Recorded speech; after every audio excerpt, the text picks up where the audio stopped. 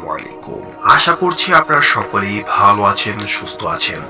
তো আবারও আপনাদেরকে জানাচ্ছি রহস্যময় পৃথিবীর কৌতূহলে স্বাগতম। তো মাই ডিয়ার লিসেনার, আজকে আমি নিয়ে চলে আসলাম একটি ময়মনসিংহের ভয়ঙ্কর ভৌতিক ঘটনা, যেটা খুবই ভয়ঙ্কর হতে চলেছে। তো আর দেরি কিসের, চলুন বেশি কথা না বাড়িয়ে ঘটনায় যাওয়া যাক। 2022-এর কথা বলছি।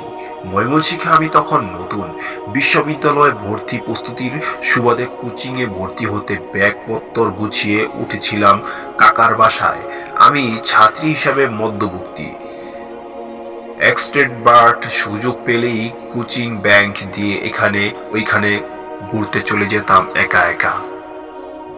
জয়নুল আবদিন পার্ক ছিল আমার নিরিবিলি নিজের সাথে সময় কাটানোর একটা জায়গা। নদীর কাছের নেতনো সিঁড়ির উপর বসে থাকতে থাকতে বিকেলে গড়িয়ে সন্ধ্যা লগন্য নেমে আসতো। কখনো কখনো টেরই পেতাম না। সেরকমই একটা দিনে কোচিং শেষ করে কাকার বাসায় না গিয়ে রিক্সা করে চলে যাই পার্কে। আশপাশে অনেক কপোতের ভিড় ঢেলে আমি নিরিবিলি একটা জায়গা খুঁজে নদীর একদম কাছের সিঁড়িটায় নিজের ডায়েরিটা বের করে হাবিজাবি লিখতে বসে গেলাম। একটা গল্পের প্লট মাথায় এসেছিল তখন। সেই হিবিজিবি গল্পের খসড়া লিখতে লিখতে দেখা গেল আমার ডায়েরির প্রায় 40টা পৃষ্ঠা শেষ। এটা গল্প হতে চলেছে নাকি উপন্যাস সেটা বুঝে উঠতে যখন হিমশিম খাচ্ছি, ঠিক তখনই আমার কানের গোড়ায় পুরুষ কণ্ঠে কারোর বিশাল ঢেকুরের আওয়াজ। আচমকা শব্দে চমকে উঠে আমার হাত থেকে ডায়েরিটা ছিটকে সিঁড়ির পাশে ঘাসের উপর জাম্প করে লাগলো। পাশে তাকিয়ে দেখলাম এক প্রবীণ মানব আমার দিকে তাকিয়ে খ্যাক খ্যাক করে হেসে বলতে লাগলেন, কি মায়া মা ডায়সো, হে হে, তুমি এই নো একলা একলা বইয়া কি করতাছিলা? সন্ধ্যা হইয়া যাইতাছে তো, বাড়ি যাও, জায়গাটা ভালো না। আমি তখন তাকিয়ে দেখলাম বিকেলের আলোর প্রদর্শন শেষে পৃথিবীর পশ্চিমে সূর্যের একটুখানি চলিতে অংশ দেখা যাচ্ছে। গল্পের খসড়া লেখায় এতই মনোযোগী ছিলাম যে কখন চারপাশ আবছা হয়ে গেছে টেরই পাইনি। একটু আগেই যে এত কপুতি আমাকে ঘেরাও করে রেখেছিল, তারাও দেখলাম সহি সালামতে ঘরে চলে গিয়েছে। অতএব চারিদিকে দুই একজন র্যান্ডম মানুষ ছাড়া তেমন লোক সমাগম দেখতে পেলাম না। এতে বরকানোর কিছুই নেই, কারণ সন্ধ্যার পর এই জায়গা আবার চটপটি ফুচকার দোকান আর কাস্টমারের গম গম করতে থাকবে। আমি ডায়েরিটা তুলতে বুড়োর দিকে তাকালাম আরেকবার। সন্দেহজনক কিছুই পেলাম না, তবে তার মধ্যে আমার প্রতি একটা দায়িত্ববোধ টের পেলাম। এরকম হয়ই, দেখা যায় আশেপাশে কম বয়সী ছেলে মেয়ে কোনো ইলিগাল কাজ করলে বা তাদের ক্ষতি হতে পারে এমন কিছু করতে দেখলে এক দুইজন বয়স্ক নানা চাচা এমনই উদয় হয়, যারা যেচে এসে শাসন করে বাড়ি পাঠিয়ে দিতে চায়। আমি কিছুটা ক্ষুব্ধ হলাম।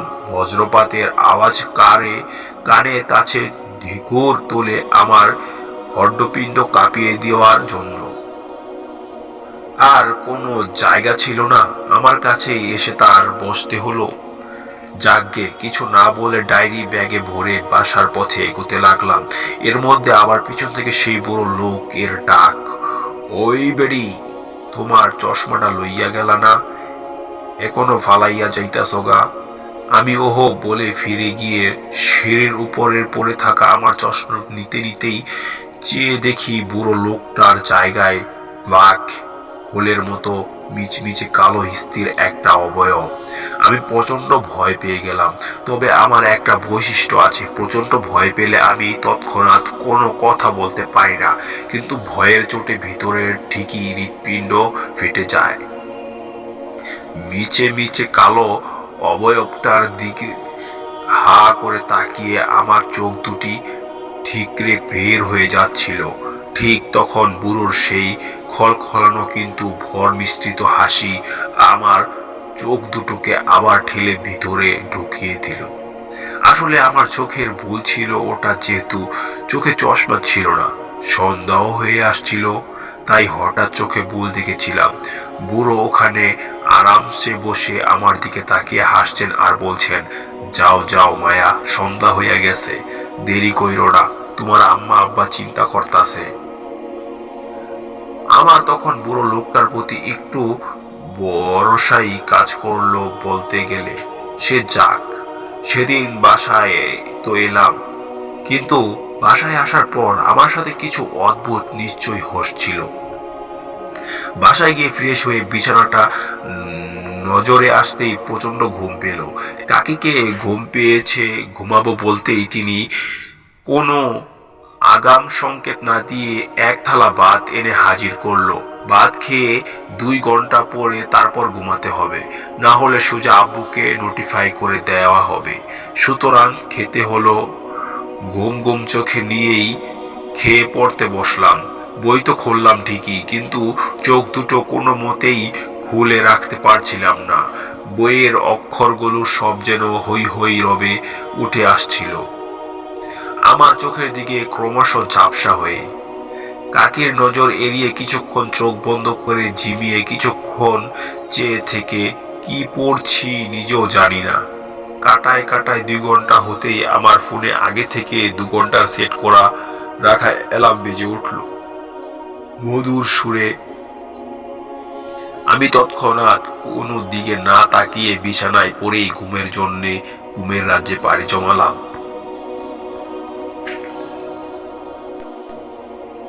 হঠাৎ করেই গতানুগতিক হরর সিনেমার মতো রাত 3টার দিকে আমার প্রচন্ড পানি পিপাসায় ঘুম ভেঙে গেল। এটার কোনো দরকারই ছিল না। কিছুক্ষণ শুয়ে থেকে পানি পিপাসার রেঞ্জটা বোঝার চেষ্টা করলাম। পানি না খেলেও চলবে কিনা, না কিছুটা পানি গিলে গলাটা ভিজাতেই হবে দেখছি। উঠে 10 কদম হাঁটলেই পাশের রুমের ডাইনিং টেবিল, গিয়ে পানি খেলাম। পানি খাওয়ার পর যেন শরীরটা একটু চাঙ্গা হয়ে উঠলো। ভাবলাম আর একটু পর ফজর আজান দিয়ে দিবে, ততক্ষণ এখানেই বসেই পড়তে থাকি। লাইট জ্বালিয়ে বই এনে পড়তে শুরু করলাম। প্রায় 1 ঘন্টা পড়ার পর আবার ঘুম ঘুম পেতে লাগলো। কি এক ফাসাদ!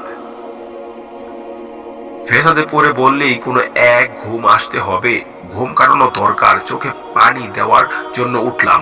ওয়াশরুমের সামান্যই বিসনি কল ছাড়তে ছাড়তে বিছনার উপর আয়নার একটুর জন্য চোখে পড়ছিল। আয়নায় কিছু একটা ছিল অথবা ছিল না, কিন্তু আমি তখন আউট অফ নোয়ারের কল বন্ধ করে আয়নার দিকে সম্পূর্ণ মনোযোগ দিয়ে তাকাই। আমি নিজের চেহারা ছাড়া আর কিছুই দেখতে পারছিলাম না ওখানে, কিছুই না। কিন্তু কিসের একটা আকর্ষণে আমি সেখানে শুধু তাকিয়েই থাকলাম। আয়নার ভেতরকার আমার অবয়বের চোখের দিকে তাকিয়ে মনে হচ্ছিল অনেক গভীরে কোথাও আমি কিছু একটা দেখতে পাচ্ছি। অন্ধকার যেন বিভিন্ন ধরনের আকার নিয়ে আলোর মতো ঘুরে ঘুরে আমাকে আনন্দ দেওয়ার চেষ্টা করছে। আয়নার ভিতরকার আমার মুখে তখন রহস্যময় মিটমিটি হাসি। আমি ধীরে ধীরে আমার হাতটা মুখের কাছে এনে কয়েক সেকেন্ড অপেক্ষা করে একটা একটা আঙ্গুল কামড়ে দেখতে লাগলাম। ডান হাতে করে আঙ্গুলটা খেতে বাকি ঠিক সেই মুহূর্তে প্রচন্ড একটা বাতাস পিছন থেকে আমাকে ধাক্কা দিয়ে সাই করে পাশ দিয়ে চলে গেল। আমি সবনি ফিরে পেয়ে হাঁপাতে শুরু করলাম। আয়নায় দেখা দৃশ্যটা আমার ভিতর প্রচন্ড রকমের ভয় ধরিয়ে দিল। আমার মুখ দিয়ে রা বেরোলো না, চিৎকার করতে পারলাম না। পাগুলোকে কোনো মতে ঠেলে নিয়ে বিছানার কাছে আসতেই যা দেখলাম তাতে আমার হৃৎপিণ্ড কয়েক সেকেন্ডের জন্য কাজ করা বন্ধ করে দিল। দেখলাম বিছনায় ঠিক আমার মতোই একজন শুয়ে আছে। মনে হয়নি এটা অন্য কেউ হতে পারে, এটা আমিই ছিলাম। হা হা, আমি বিছনার পাশে দাঁড়িয়ে, বিছনা শুয়ে থাকে আমাকে দেখছি বিস্ফোরিত চোখে। আমার মাথা কাজ করা বন্ধ করে দিল। দুনিয়ার সব যুক্তি বিজ্ঞান কিছুই মাথায় ছিল না। কি করব, আসলে কিছু করার উচিত, এই জ্ঞান লোপ পেয়ে গিয়েছিল। এরপর ভৌতিক কাহিনীর ভিকটিমদের মতো আমিও কোনো ঝামেলা ছাড়াই সসম্মানে জ্ঞান হারালাম। পরদিন সকালে আমি নিজেকে নিজের বিছানায় কাঁথা মোড়ানো অবস্থায় সুনিদ্রিত থেকে জাগ্রত অবস্থায় আবিষ্কার করেছিলাম।